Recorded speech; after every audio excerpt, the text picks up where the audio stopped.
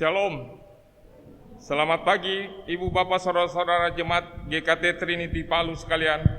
Salam sejahtera bagi kita semua. Mari kita semua datang kepada Allah Tritunggal dengan membawa rasa hormat dan syukur kita kepadanya. Jemaat dipersilakan untuk berdiri dan melakukan saat teduh.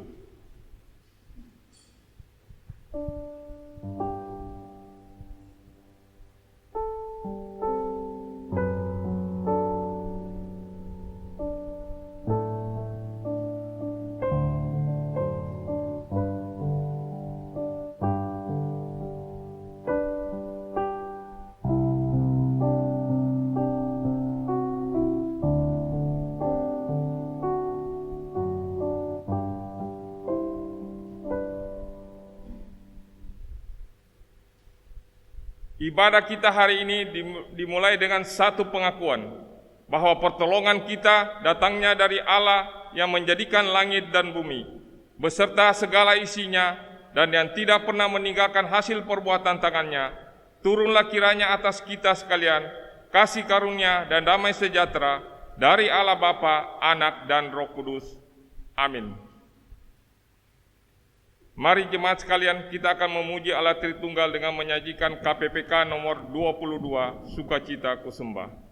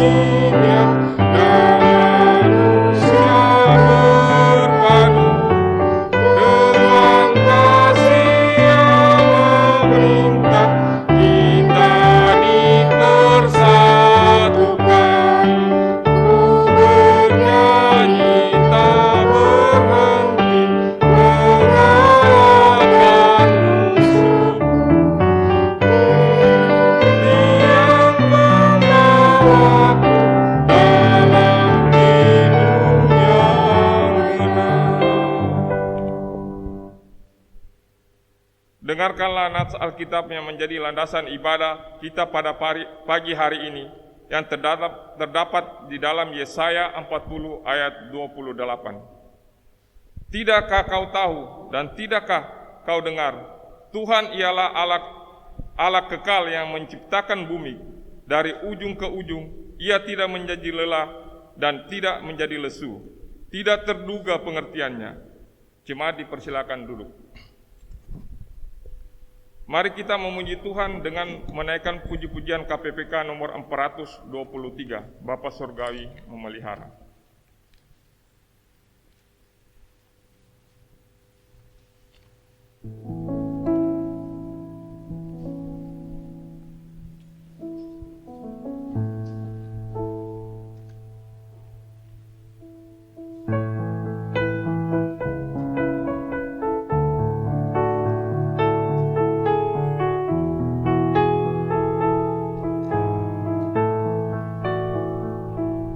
Padanya yang aku berharap, di darat atau laut yang gelap, setiap saat ku berharap Bapa Surgawi memeliharaku. Berharap pada Tuhan di ngarai atau lautan menderu, tak gentar kata ingkar Bapa Surgawi memeliharaku. Di padang Bapa menjaga, dan burung punya menuntun pulang.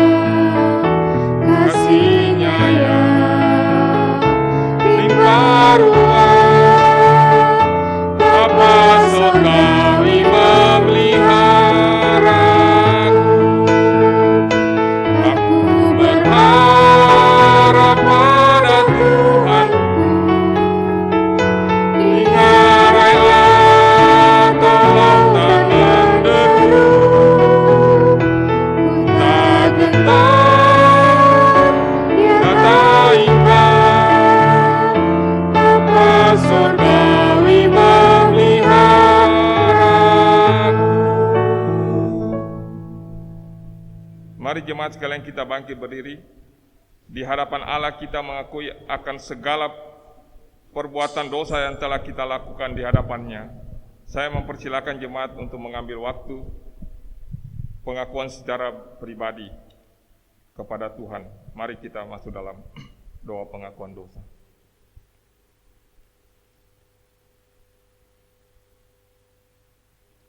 Tuhan Allah Bapa kami yang bertata di kerajaan surga, kami bersyukur dan terima kasih karena Engkau memberi waktu kepada kami pada pagi hari ini. Kami sudah bisa beribadah di tempat-Mu yang kudus ini, Tuhan. Tuhan, terima kasih untuk semua yang sudah Engkau buat. Engkau sudah memberkati kehidupan kami, memberi kesehatan, kekuatan kepada kami. Setiap saat Engkau tidak pernah meninggalkan kami, ya Tuhan. Namun Tuhan, kami orang yang lemah. Kami sering melakukan kesalahan dan dosa di hadapan-Mu, baik melalui tutur kata, pemikiran, tingkah laku kami, Tuhan. Tuhan, kami sering menyakiti sesama kami, terutama gagal melakukan kehendak-Mu, Tuhan. Kami sering menyakiti hati Tuhan. Kami tidak taat kepada Engkau, Tuhan. Oleh sebab itu, kami datang dengan penuh kerendahan hati. Kami mohon Engkau ampuni segala dosa-dosa kami, sehingga kami layak untuk beribadah kepada Engkau pada pagi hari ini. Pimpinlah ibadah kami dari permulaan, pertengahan, hingga berakhirnya.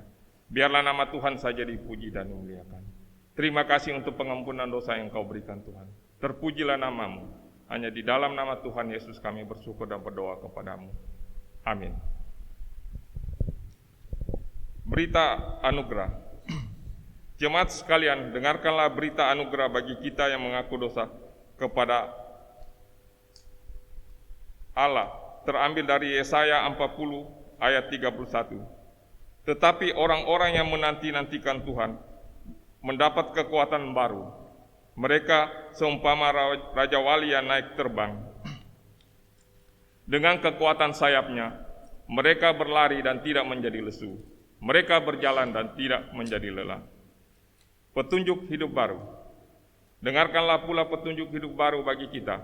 yang terambil dari Yesaya 41 ayat 10. Janganlah takut, sebab aku menyertai engkau. Janganlah bimbang, sebab aku ini Allahmu. Aku akan meneguhkan, bahkan akan menolong engkau. Aku akan memegang engkau dengan tangan kananku yang membawa kemenangan. Jemaat, silakan duduk. Mari kita memuji Tuhan dari KPPK nomor 322 ke tempat lebih tinggi.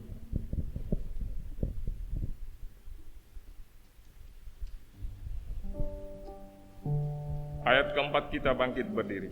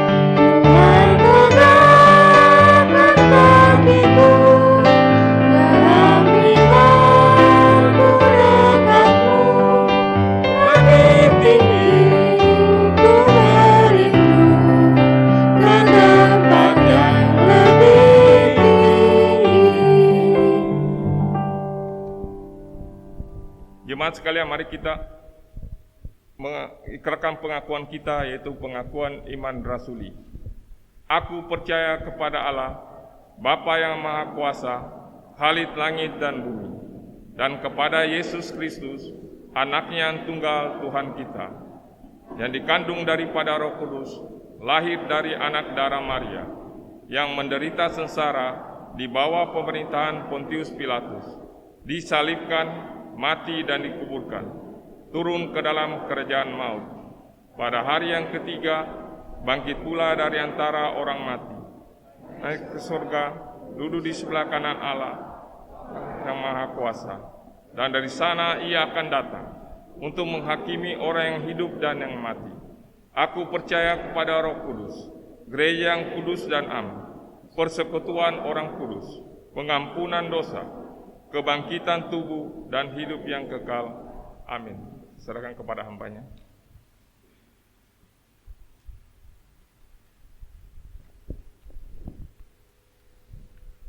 Mari Ibu Bapak kita berdoa. Bapa di surga, di pagi hari ini kami datang kepadamu, mengucap syukur untuk kasih-Mu, karya pemeliharaanmu dalam kehidupan setiap kami. Secara khusus di hari ini kami pun juga boleh bersyukur ketika dalam minggu ini kami mengingat akan Ibu Debbie Chandra, Saudara Raymond Kwandi, dan anak Felicia Trella yang boleh berulang tahun. Terima kasih usia yang boleh Engkau karuniakan kepada mereka. Dan sebagaimana pada tahun-tahun yang telah berlalu Engkau menunjukkan pemeliharaan-Mu dalam kehidupan mereka. Kiranya Engkau juga boleh tetap menuntun akan kehidupan dari ketiga anggota keluarga kami ini, ya Allah. Engkau yang boleh menolong dan menopang mereka dalam segala aktivitas, pekerjaan, maupun juga di dalam berbagai cita-cita dan harapan yang dimiliki. Sehingga kiranya mereka dapat selalu berjalan dan bersandar pada tuntunan-Mu saja, ya Bapa. Kami juga di saat ini ingin berdoa untuk saudara-saudari kami seiman, Jemaat GKT Genteng. Kami ingin berdoa bagi mereka yang akan mengadakan rapat kerja untuk tahun 2022 di bulan ini. Tolonglah untuk setiap pembatuan dan para majelis beserta para pengurus setiap komisi dalam rapat program kerja yang akan mereka lakukan, agar semuanya dapat dijalankan dengan baik, sehingga mereka dapat mempersiapkan pelayanan di tahun depan dengan tuntunan-Mu, ya Bapa. Kami juga ingin berdoa untuk rencana mereka yang ingin akan kembali lagi beribadah di gedung gereja. Kiranya Engkau yang boleh menolong dalam segala persiapan untuk pembukaan ibadah kembali di gedung gereja ini. Sehingga setiap jemaat saudara-saudari kami seiman di Kota Genteng ini, mereka boleh dapat dengan setia untuk dapat beribadah di gedung gereja yang ada. Juga yang Engkau boleh menolong setiap para hamba Tuhan di dalam tugas tanggung jawab mereka yang telah dipercayakan. Berikanlah kesehatan dan kekuatan di dalam mengemban akan setiap tugas tanggung jawab lain yang ada pada mereka. Pimpinlah akan saudara-saudari kami di GKT Genteng, ya Bapa. Dan di saat ini kami juga ingin berdoa untuk setiap jemaat-Mu di GKT Trinity. Kami tetap mengingat untuk Bapak Michael yang dalam proses pemulihan setelah operasi. Kami juga mengingat untuk orang tua dari saudara Rosa Franky dan juga keluarga Bapak Obed. Kiranya Engkau yang boleh tetap memelihara dan menuntun kesehatan mereka, berkenan memulihkan, sehingga baik melalui obat-obatan yang ada maupun perawatan, semuanya dapat mendukung pemulihan yang baik dari saudara-saudari kami ini. Kami pun juga ingin berdoa untuk setiap jemaat-Mu di dalam usaha dan pekerjaan yang ada. Dengan pandemi yang tetap begitu terasa dampaknya di segala bidang kehidupan termasuk dalam pekerjaan yang ada. Kiranya Engkau yang boleh merahmati akan setiap jemaat-Mu, ya Allah, di dalam usaha pekerjaan mereka. Berikanlah hikmat, daya kreatif sehingga mereka dapat mengerjakannya dengan penuh tanggung jawab dan dengan penuh ketekunan. Di dalam berbagai pergumulan yang juga sedang mereka hadapi, kiranya Engkau yang boleh tetap menguatkan dan menopang, sehingga iman mereka boleh tetap teguh di hadapan-Mu. Kami juga ingin berdoa untuk setiap anak-anak, remaja, pemuda, baik untuk sekolah mereka maupun perkuliahan mereka, yang boleh kembali lagi direncanakan akan dilakukan di tempat. Kiranya Engkau yang boleh menolong sehingga semuanya dapat berjalan dengan baik, agar setiap anak-anak remaja pemuda ini boleh dapat membekali diri mereka dengan ilmu pengetahuan yang ada sebagai bekal bagi masa depan mereka. Dan kami juga ingin berdoa untuk setiap anak-anak pemuda yang telah bekerja, Engkau yang boleh menolong di dalam segala pergumulan, dalam segala harapan. Kiranya Engkau yang boleh tetap menuntun mereka, sehingga mereka dapat menjalani proses pembentukan-Mu dalam kehidupan mereka dengan baik. Kami juga tetap ingin berdoa untuk Kota Palu. Kami bersyukur ketika kota ini boleh dikondisikan untuk level 2 PPKM. Bersyukur untuk progres yang baik ini, dan kami tetap berdoa bagi para pemimpin kami. Berikanlah hikmat kepada mereka untuk tetap dapat meningkatkan kinerja mereka, ya Allah, di dalam berbagai keputusan yang mereka ambil untuk dapat mendukung untuk upaya pengendalian dari proses penyebaran COVID-19 ini. Kiranya Engkau juga yang boleh tetap menolong akan para tenaga kesehatan, mereka yang tetap terus bekerja keras di rumah sakit dalam merawat dan berkenan memulihkan kesehatan akan saudara-saudari kami. Kiranya melalui perawatan yang dilakukan, obat-obatan yang ada, Engkau boleh memakai semuanya untuk dapat memulihkan kesehatan akan saudara-saudari kami yang terinfeksi dari COVID-19 ini. Kami sungguh memohon rahmat-Mu bagi kota ini, negara ini, bahkan seluruh dunia. Ketika kami sama-sama berada dalam kesusahan, dalam situasi pandemi ini, namun kami sadar kami punya Allah yang hidup, yang berdaulat atas semesta ini. Kepada-Mu, ya Allah, kami sungguh berharap dan memohon.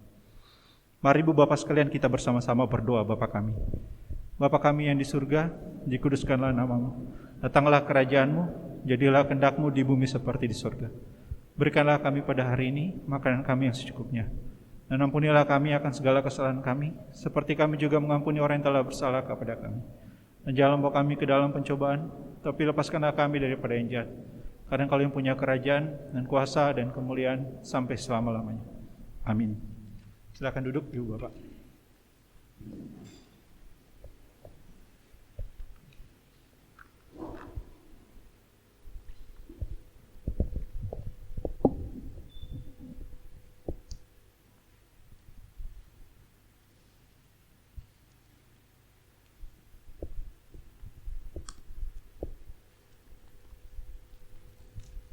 Ya, terima kasih untuk hambanya yang sudah membawakan doa syafaat. Kita akan masuk dalam puji-pujian. Saat ini kita akan merenungkan firman Tuhan, namun kita akan memuji Tuhan dari KPPK nomor 197. Adakah tempat bagi Yesus?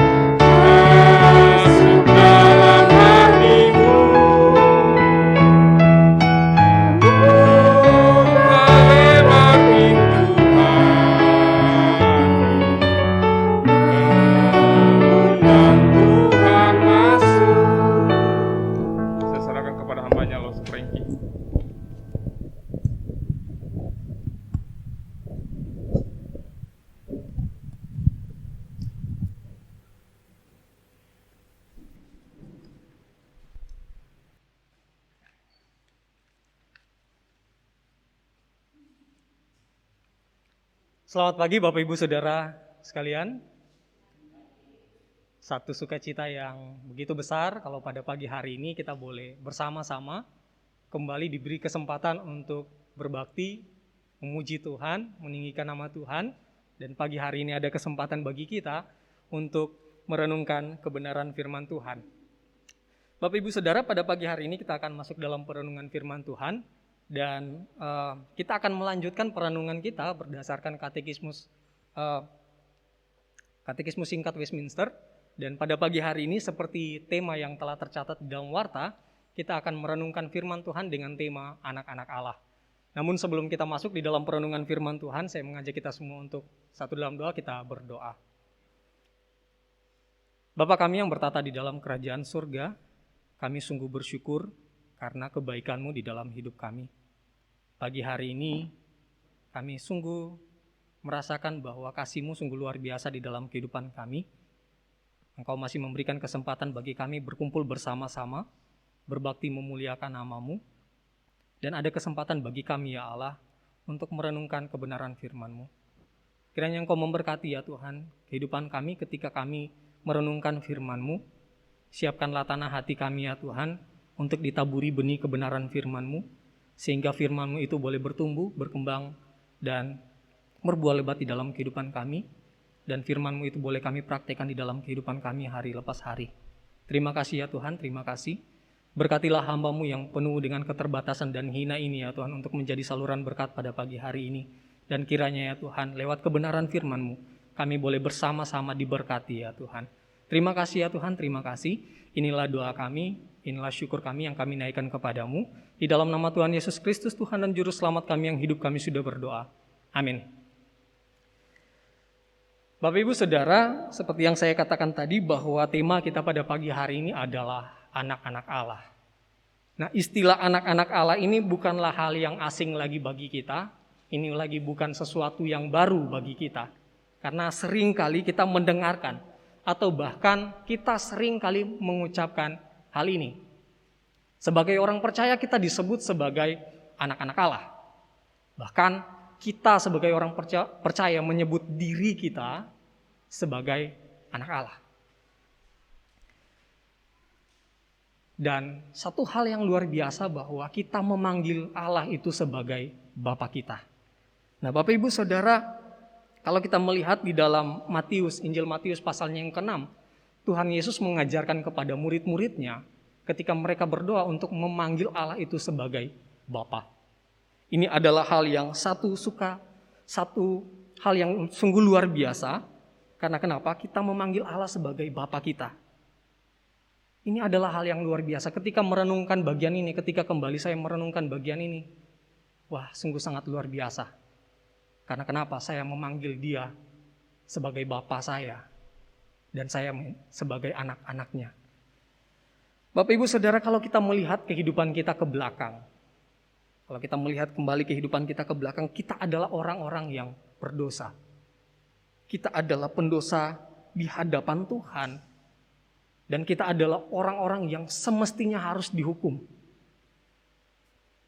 Yang seperti Paulus ungkapkan bahwa di dalam Galatia 4 ayat 8, dahulu ketika kamu tidak mengenal Allah, kamu memperhambakan diri kepada Allah-Allah yang pada hakikatnya bukan Allah. Dahulunya kita memperhambakan diri kita kepada Allah lain yang bukan Allah. Dan satu-satunya hubungan yang kita miliki, atau satu-satunya hubungan yang manusia miliki dengan Allah adalah hubungan yang diselimuti dengan rasa takut.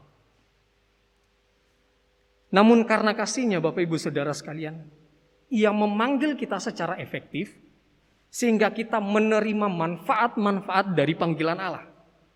Kalau pada minggu yang lalu kita telah merenungkan bagian bahwa kita dibenarkan. Sebagai orang berdosa kita dibenarkan oleh Allah. Allah mengampuni semua dosa kita dan menerima kita sebagai orang-orang yang benar di hadapannya. Dia membenarkan kita sehingga kita di hadapan Allah menjadi orang-orang yang benar. Status kita sebagai orang yang berdosa, status kita sebagai pendosa di hadapan Allah menjadi orang yang benar. Dan bukan hanya dibenarkan, tetapi lebih lanjut kita akan melihat pada pagi hari ini, kita disebut sebagai anak-anak Allah. Nah, ini adalah manfaat kedua dari panggilan yang efektif, yaitu kita disebut sebagai anak-anak Allah. Tetapi pertanyaannya bagi kita pada pagi hari ini, bahwa bagaimana kita dapat disebut sebagai anak-anak Allah? Atau mengapa sampai bisa kita disebut sebagai anak-anak Allah? Mari kita buka Alkitab kita Bapak Ibu Saudara di dalam Injil Yohanes pasalnya yang pertama ayatnya yang ke-12, dan kita akan melihat lagi satu kebenaran di dalam Roma 8 ayat 14 hingga ayatnya yang ke-17. Mari kita buka bagian kebenaran firman Tuhan yang pertama di dalam Injil Yohanes pasalnya yang pertama ayatnya yang ke-12. Saya akan bacakan. Tetapi semua orang yang menerimanya diberinya kuasa supaya menjadi anak-anak Allah, yaitu mereka yang percaya dalam namanya. Mari kita buka lagi di dalam Roma pasalnya yang ke-8, ayatnya yang ke-14 hingga ayatnya yang ke-17. Saya akan bacakan. Semua orang yang dipimpin Roh Allah adalah anak Allah. Sebab kamu tidak menerima roh perbudakan yang membuat kamu menjadi takut lagi. Tetapi kamu telah menerima roh yang menjadikan kamu anak Allah. Oleh roh itu kita berseru, ya Aba, ya Bapa. Roh itu bersaksi bersama-sama dengan roh kita bahwa kita adalah anak-anak Allah. Dan jika kita adalah anak Allah, maka kita juga adalah ahli waris. Maksudnya, orang-orang yang berhak menerima janji-janji Allah, yang akan menerimanya bersama-sama dengan Kristus, yaitu jika kita menderita bersama-sama dengan Dia, supaya kita dipermuliakan bersama-sama dengan Dia. Amin. Kebenaran firman Tuhan, berbahagialah bagi setiap kita yang membaca dan merenungkan firman Tuhan, terlebih bagi kita yang melakukan firman Tuhan dalam kehidupan kita hari lepas hari. Bapak Ibu Saudara, dari pembacaan kita pada pagi hari ini, kita menemukan satu kebenaran bahwa kita dapat disebut sebagai anak-anak Allah, sebab Allah mengangkat kita menjadi anaknya. Dia mengangkat kita menjadi anak-anaknya. Nah, dalam bacaan kita pada pagi hari ini sangat jelas. Paulus berkata bahwa tetapi kamu telah menerima roh yang menjadikan kamu anak Allah. Dalam terjemahan bahasa Indonesia sehari-hari dikatakan di sana, sebaliknya roh Allah itu menjadikan kalian anak-anak Allah. Kalau kita lihat di dalam Injil Yohanes yang kita baca tadi, Yohanes mengatakan kita diberi kuasa untuk menjadi anak-anak Allah. Bapak Ibu Saudara, kalau istilah lainnya disebut sebagai adopsi. Nah, kita diadopsi sehingga kita menjadi anak-anaknya. Nah, adopsi adalah satu tindakan anugerah Allah secara cuma-cuma yang melaluinya kita diterima dan diperhitungkan sebagai anak-anak Allah. Dalam hal ini sebagai orang percaya, kita yang telah dilahirbarukan, kita yang telah dipertobatkan, kita yang telah dibenarkan itu dipindahkan dari kelompok orang yang terasingkan ke dalam satu persekutuan kaum tebusannya. Kita yang telah dibenarkan, kita yang telah ditebus, dipindahkan dari kelompok atau dari kaum yang terhilang, yang terasingkan ke dalam satu persekutuan kaum tebusannya. Ini adalah satu anugerah Allah yang begitu luar biasa. Ini adalah satu kasih Allah yang begitu nyata di dalam kehidupan kita. Dia nyatakan bagi umatnya. Di mana kita yang adalah orang-orang berdosa diterima sebagai anak di dalam keluarga Allah. Kita diterima sebagai anaknya di dalam keluarga Allah. Ini adalah hal yang sangat-sangat mengagumkan. Sebelum kita menerima Kristus, dikatakan bahwa kita adalah musuh Allah. Sangat-sangat jelas kita adalah musuh Allah. Kita adalah orang yang berdosa di hadapannya. Satu fakta yang tidak bisa kita tolak bahwa seluruh manusia telah jatuh di dalam dosa. Bersama dengan Adam. Kita jatuh bersama dengan pelanggarannya yang pertama. Sehingga itu menjadikan kita adalah orang-orang berdosa. Yang mengakibatkan kita terasingkan dari Allah. Kita terpisah dari Allah. Ada jurang yang tercipta antara kita dengan Allah. Bahkan dikatakan, yang lebih parahnya lagi, dikatakan bahwa kita adalah anak-anak iblis. Sebelum kita mengenal Allah, kita disebut sebagai anak-anak iblis. Kalau kita melihat di dalam Yohanes 8 ayat 44, Tuhan Yesus berkata kepada orang-orang yang tidak percaya. Dia berkata dengan sangat jelas di sana, bahwa iblislah yang menjadi bapamu. Sungguh sangat jelas ketika kita belum percaya mengakui dia sebagai Allah, kita disebut sebagai anak-anak iblis. Namun dalam hal ini orang-orang berdosa atau ketika kita belum percaya, kita lebih mirip sebagai anak-anak yatim piatu di hadapan Allah. Alasannya kenapa? Walaupun iblis yang menjadi bapa kita ketika kita masih berdosa, ketika kita belum mengenal Allah. Walaupun iblis yang menjadi bapa kita, tetapi iblis sendiri tidak mengasihi kita. Dia tidak mengasihi kita. Dan orang berdosa pun bukan bagian dari satu keluarga yang di dalamnya terdapat kasih persaudaraan dari satu anggota ke anggota yang lain. Walaupun kita dikatakan sebagai anak iblis, tetapi iblis tidak mengasihi kita. Dia bukanlah bapa yang baik. Bahkan kita tidak terhitung di dalam satu keluarga yang penuh kasih persaudaraan. Tetapi satu hal yang luar biasa. Karena kasihnya dan anugerahnya, kita dibenarkan dari dosa, seperti yang saya telah katakan tadi. Sehingga kita pun diangkat menjadi anak-anaknya. Kita diangkat Allah menjadi anak-anaknya. Seperti yang diungkapkan oleh Rasul Yohanes di dalam tulisannya, di 1 Yohanes 3 ayat 1. Dia berkata di sana dengan sungguh sangat luar biasa. Lihatlah betapa besar kasih yang dikaruniakan Bapa kepada kita. Sehingga kita disebut anak-anak Allah. Dan memang kita adalah anak-anak Allah. Kalau kita melihat lagi di dalam 1 Efesus pasal yang pertama ayat yang kelima. Di sana dikatakan dalam kasih ia telah menentukan kita dari semula oleh Yesus Kristus. Untuk menjadi anak-anaknya. Sesuai dengan kerelaan kehendaknya. Bapak Ibu Saudara, kita diangkat menjadi anaknya melalui adopsi rohani.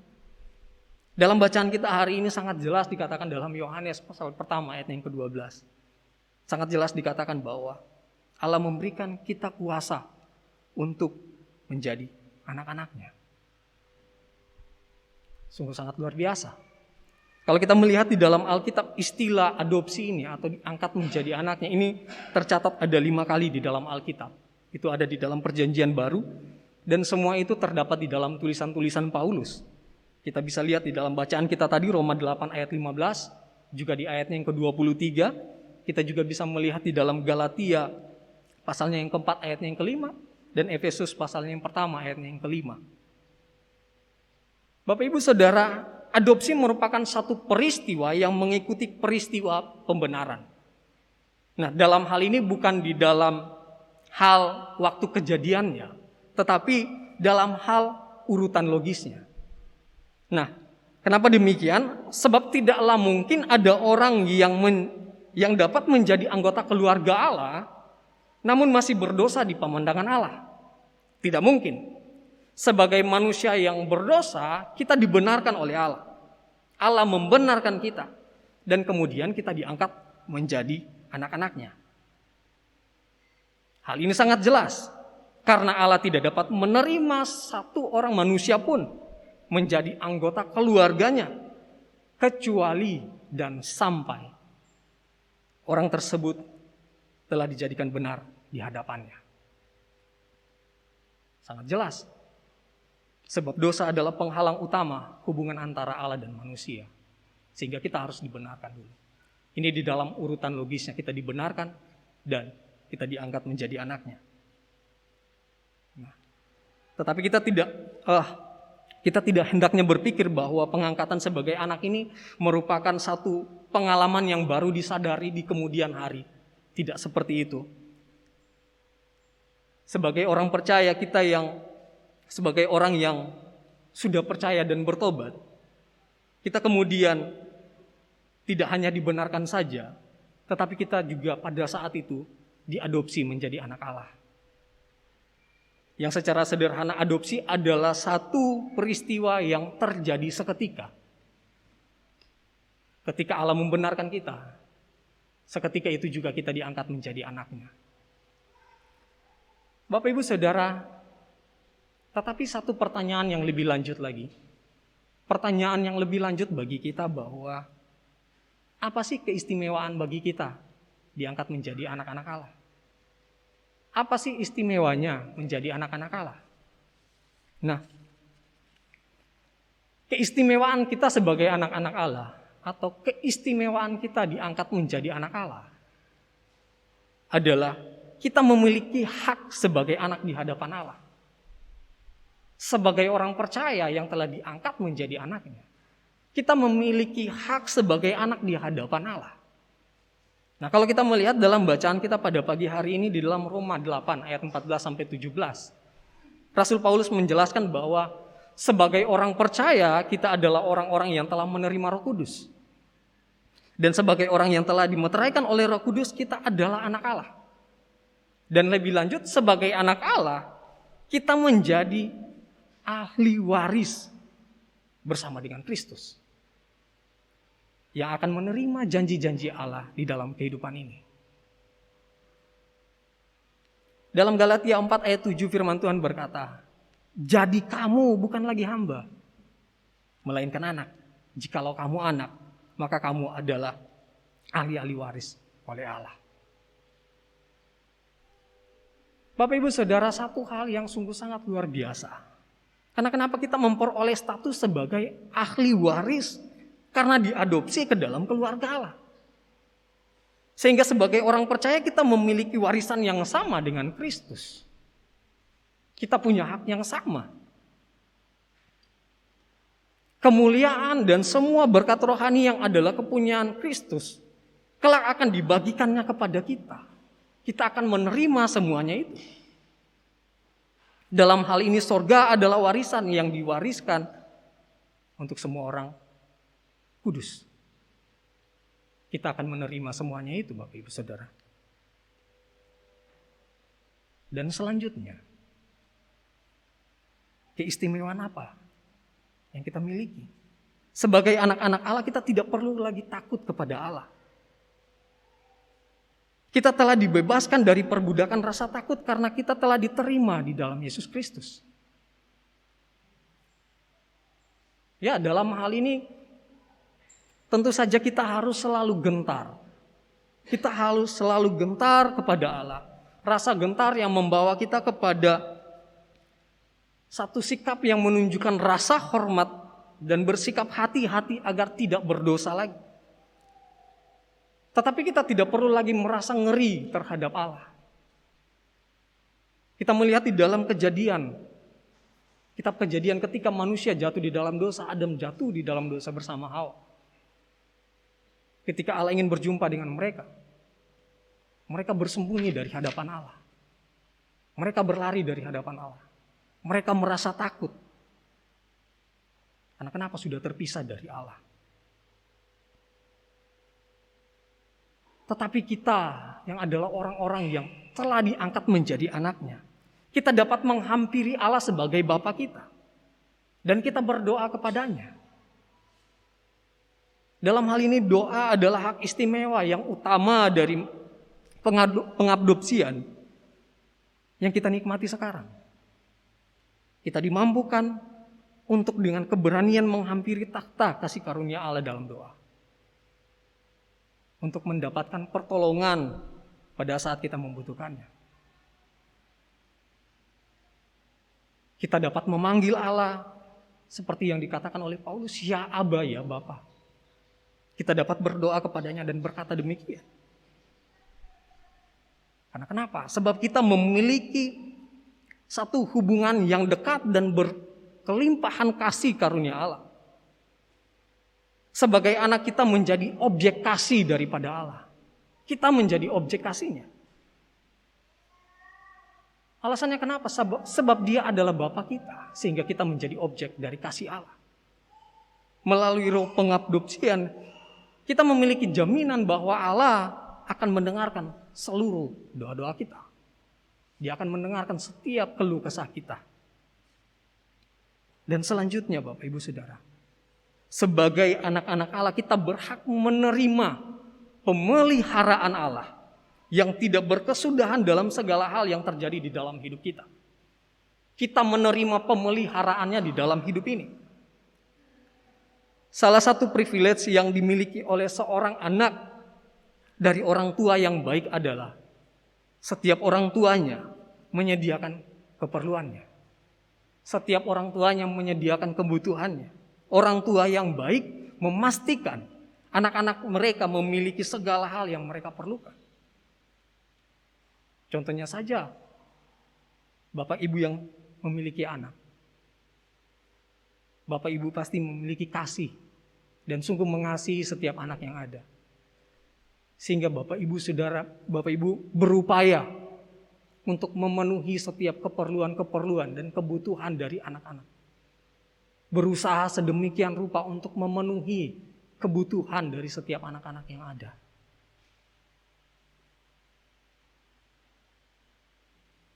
Allah kita adalah Bapa yang penuh kasih.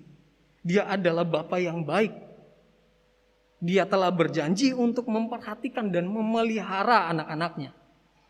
Kalau kita melihat di dalam Matius 6, Tuhan Yesus mengajarkan kepada murid-muridnya di sana bahwa Bapa kita yang di sorga tahu apa yang menjadi kebutuhan anak-anaknya. Dia tahu apa yang menjadi setiap keperluan dari anak-anaknya.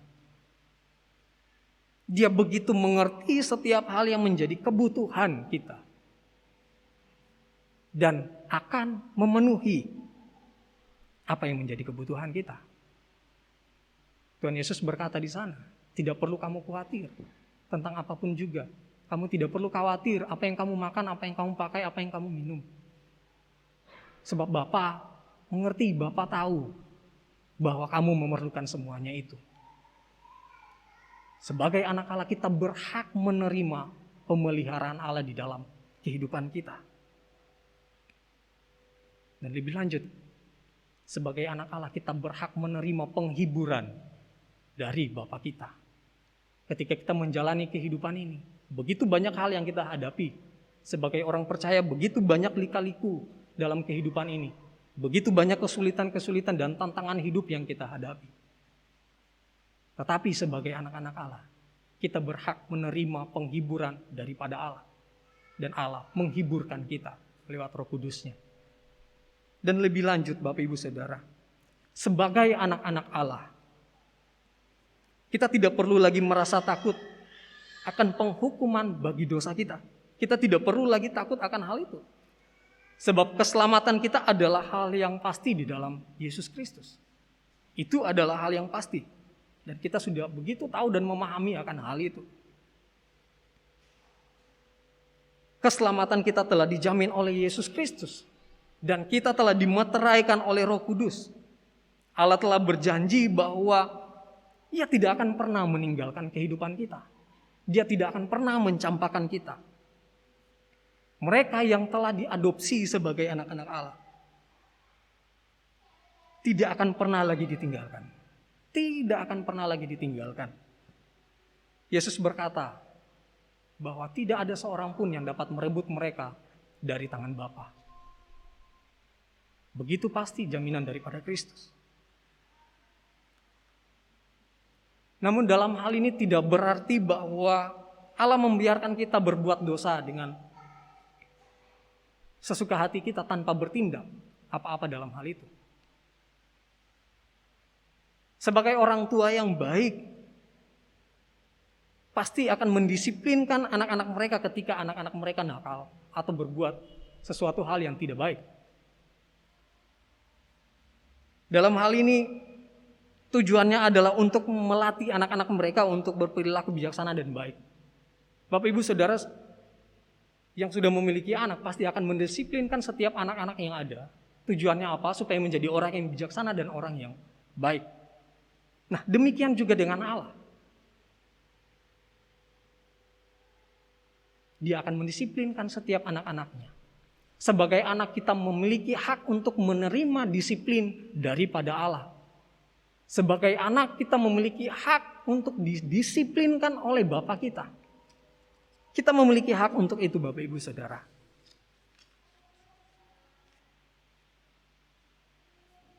Kalau kita melihat di dalam surat Ibrani pasalnya yang ke-11 ayat yang ke-6 hingga ayat yang ke-11. Di sana Tuhan mengajarkan, dikatakan di sana, karena Tuhan menghajar orang-orang yang dikasihinya. Ia menyesah orang-orang yang diakuinya sebagai anak. Jika kamu harus menanggung ganjaran, Allah memperlakukan kamu seperti anak. Di manakah terdapat anak tidak dihajar oleh ayahnya, dia akan mendisiplinkan. Dia akan mendisiplinkan kita supaya kita bertumbuh menjadi orang Kristen yang bijaksana dan dewasa. Makanya saya mengatakan tadi bahwa sebagai anak kita memiliki hak untuk didisiplinkan oleh Allah ketika kita melakukan hal-hal yang tidak berkenan di hadapannya. Dia menghajar kita untuk kebaikan kita. Alasannya kenapa? Supaya kita beroleh bagian dalam kekudusannya. Bapak Ibu Saudara yang diberkati Tuhan, apa implikasinya bagi kita?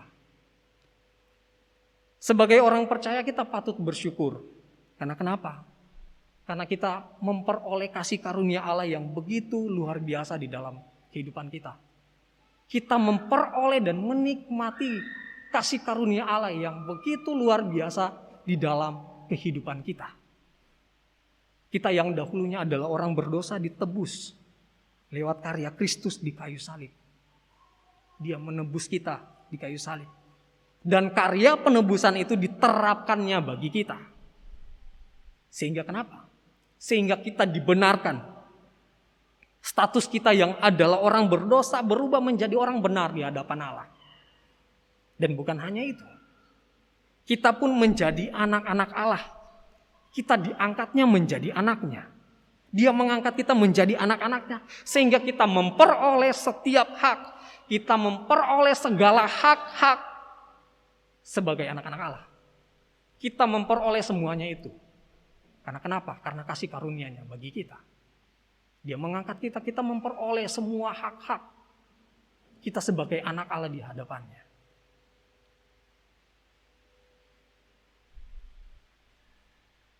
Sebagai anak kita menerima kasih keluarga. Kita menjadi objek kasih Bapa. Kita menerima didikan dari Bapa. Kita memperoleh pemeliharaan dari Allah. Memperoleh penghiburan. Bahkan dikatakan kita menjadi ahli warisnya. Sungguh sangat luar biasa kalau kita merenungkan bagian ini. Ini adalah anugerah Allah yang begitu besar. Alasannya kenapa? Sebab jika Allah tidak mengangkat kita menjadi anak-anaknya, kalau Ia tidak mengangkat kita sebagai anaknya, bagaimana mungkin kita dapat menikmati atau bagaimana mungkin kita dapat memiliki segala hak yang ada sebagai anak? Tidak akan mungkin kita memiliki semuanya itu. Dan jika Allah tidak mengangkat kita sebagai anaknya, bagaimana mungkin kita dapat menjadi ahli warisnya? Itu tidak mungkin.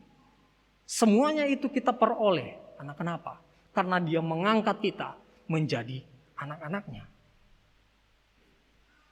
Bapak Ibu Saudara, mengetahui fakta ini atau mengetahui kebenaran ini, kita diangkat menjadi anak-anak Allah.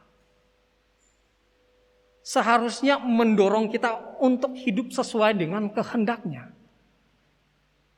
Seharusnya lebih mendorong kita untuk lebih maju, untuk hidup seperti apa yang Allah kehendaki.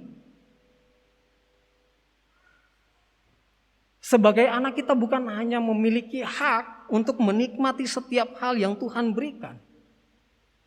Tetapi sebagai anak kita juga memiliki tanggung jawab di hadapan Allah. Kita juga punya tanggung jawab sebagai anak-anak Allah. Salah satu tanggung jawab kita adalah menjadi seperti apa yang Allah kehendaki. Kita menjalani hidup dengan taat kepada kehendak Allah. Kita hidup dengan sungguh menyadari bahwa kita adalah anak-anak Allah. Kita hidup dengan menyadari status kita di hadapan Allah.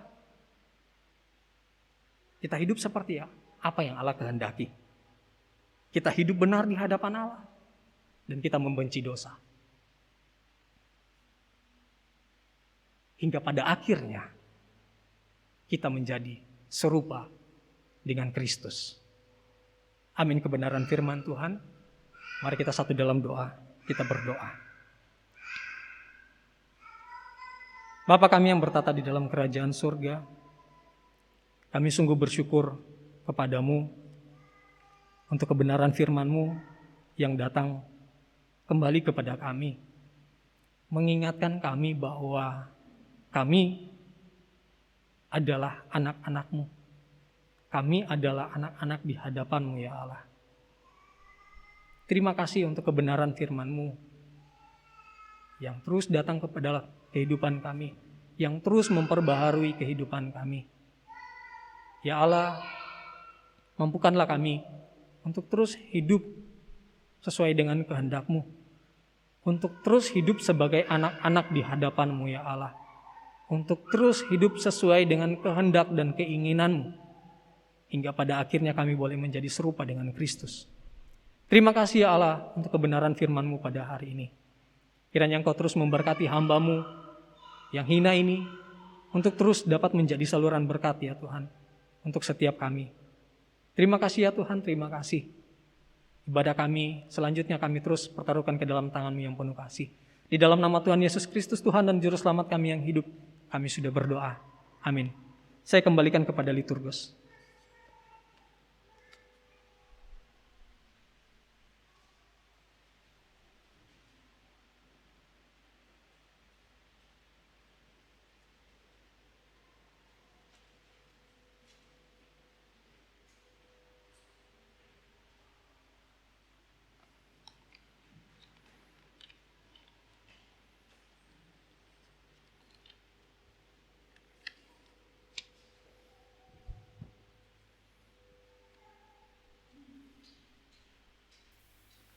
Terima kasih untuk hamba-Nya yang sudah membentangkan kebenaran firman Tuhan. Berbahagialah kita yang mendengar, melakukan dalam kehidupan kita hari lepas hari. Saya undang jemaat bangkit berdiri. Kita akan membaca Katekismus Heidelberg, Minggu ke-41. Pertanyaan ke-108. Ajaran apa yang bagi kita terkandung dalam perintah yang ke-7?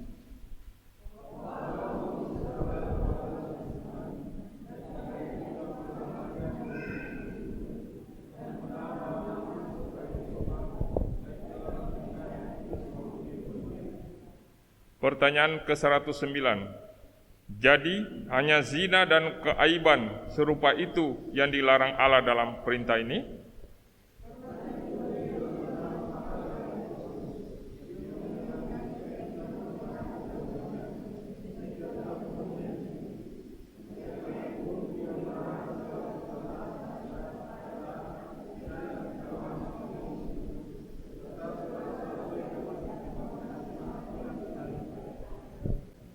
Jemaat dipersilakan duduk. Kita akan memberi persembahan. Kita akan memuji Tuhan dari KPPK nomor 421. Sambil persembahan dijalankan.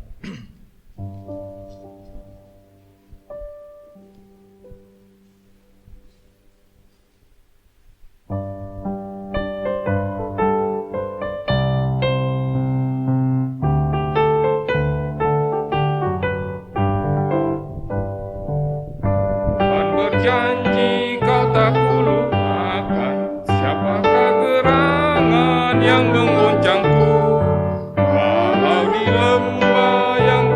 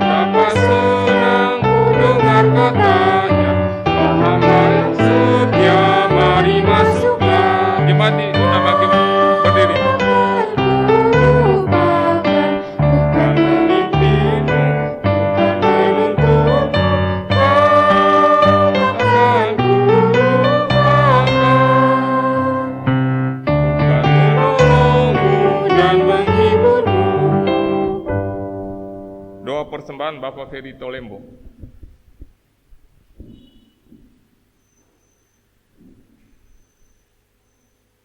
Kalau tiada, mewakili Ibu Yuli Tolembo.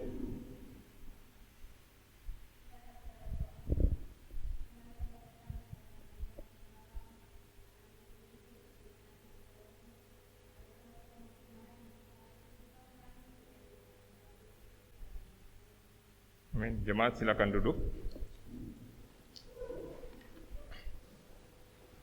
Kita masuk dalam warta jemaat. Yang pertama, hamba Tuhan dan Majelis GKT Trinity Palu mengucapkan selamat beribadah kepada seluruh jemaat yang hari ini hadir dalam kebaktian Minggu 10 Oktober 2021. Tuhan Yesus memberkati kita. Jemaat yang berulang tahun, yang pertama Ibu Debbie Chandra 5 Oktober, Saudara Raymond Wandi 9 Oktober. Data kehadiran dan kegiatan sepekan, Kamis 30 September 2021, Persekutuan Doa hadir 2 orang. Sabtu 2 Oktober 2021, Remaja dan Pemuda kehadiran 12 orang. Minggu 3 Oktober 2021, Sekolah Minggu hadir 6 orang. Kebaktian Umum Minggu 3 Oktober 2021, hadir 35 orang. Pokok-pokok doa sepekan dapat kita lihat dan kita doakan di rumah kita masing-masing. Untuk jadwal sepekan, kebaktian umum Minggu tanggal 17 Oktober 2021 jam 10 WITA, tema pengudusan. Pengkhotbah Evangelis Michael, liturgus Bapak Jeffrey Urianto, pemusik Bapak Calvin, singer Ibu Meliana dan Saudara Naomi. Doa syafaat Saudara Frankie, doa persembahan Bapak Ancimbun, penerima tamu Bapak Ancimbun dan Bapak T. Ivan. Untuk jadwal selanjutnya dapat kita lihat di warta kita. Persekutuan doa sudah terlaksana di gereja jam 19.30, pengkhotbah Evangelis Michael. Persekutuan Remaja Pemuda Sabtu 16 Oktober 2021 jam 18.30 WITA, tempat GKT Trinity. Pemimpin pujian Saudara Gladys, pembawa firman Saudara Frankie. Sekolah Minggu offline dan online Minggu 17 Oktober 2021 jam 8.30 WITA bertempat di GKT Trinity. Untuk selanjutnya saya serahkan kepada hambanya.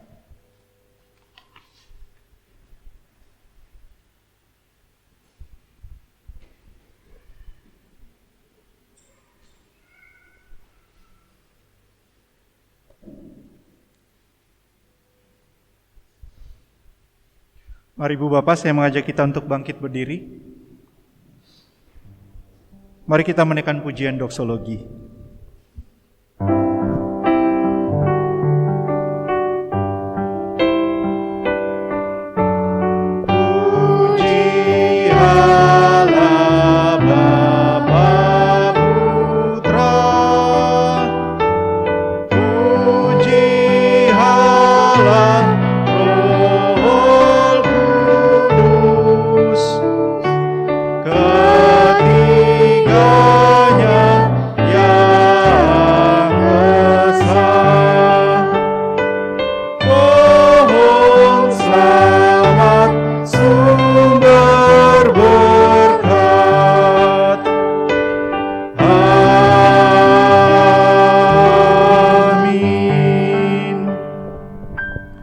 Mari kita mengarahkan hati kepada Allah dan marilah menerima berkat-Nya.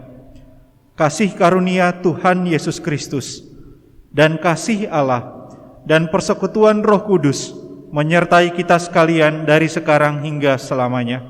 Amin. Amin.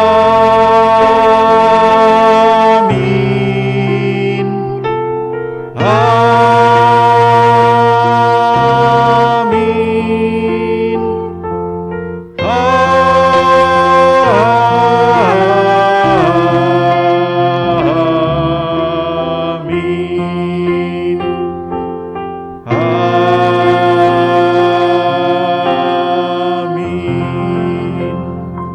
Silakan duduk Ibu Bapak, silakan mengambil satu duduk, kebaktian kita selesai.